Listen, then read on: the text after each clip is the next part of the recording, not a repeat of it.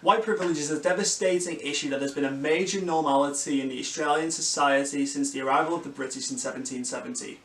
Since its indoctrination into society, the Aboriginal people have experienced atrocities such as genocide, the stolen generation, the continuous oppression of the Aboriginal people, as well as many other awful acts.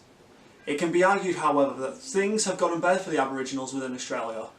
They are now accepted as traditional owners upon the land which we stand and are welcome to practice their traditions and beliefs openly. Nevertheless, in some aspects of the Australian society, the Aboriginal people are still treated as second-class citizens and are regarded as less important than white Australians. This is corroborated by Harrison and Selwood when they state that, "I'd love to walk down the street with a group of my brothers and not be isolated or singled out by the police as a result of the colour of my skin. You have this privilege that you can take full advantage of because you don't have to worry about that."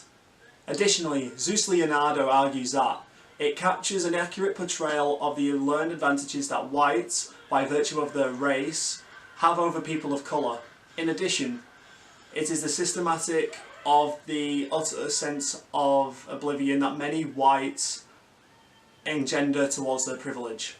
On the other hand, Kendall argues that I hadn't heard of any white who had done so much work on herself about what it means to be white, and that she was able to see a glimmer of understanding about what it is like to be a person of colour living in a racist society.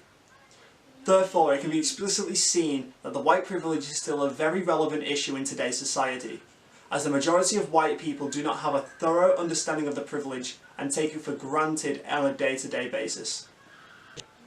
Through the use of satirical cartoon art pieces, it can be explicitly seen that white privilege is prevalent in not only in schools, but in a widespread Australian society. This concept is addressed through the use of many different art forms that implicitly or explicitly focus on the issue. The first art piece I am presenting was created by Jonathan King and displays an Aboriginal male and female walking away from the white background to a black background, carrying the very minimal belongings on their back and looking very traumatised and upset. It can be argued that the white background is a metaphor for the expansion of the white oppression and the white culture, which is what the Indigenous people are walking away from in the cartoon. Additionally, it can be implied that because the Aboriginal people...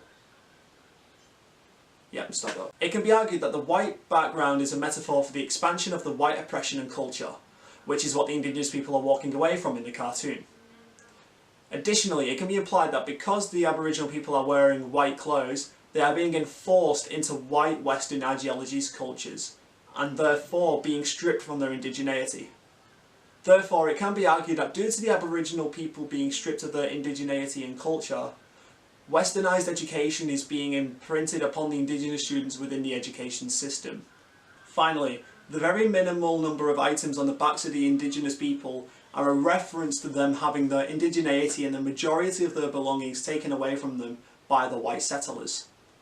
The second art piece I am presenting to you was created by the cartoonist John Frith, who created this very powerful piece during the 1965 Freedom Rides movement. The art piece displays an Aboriginal parent painting his or her children with white paint, so that they can access a swimming bath that is only accessible to white people in the town. The parent painting her children white is trying to hide the fact that they are Indigenous, so that they are allowed into the swimming pool and can experience the white privilege that is present within the dominantly white society of the town. This cartoon can be related to the modern day education system, as it displays that white people are favoured over Indigenous students.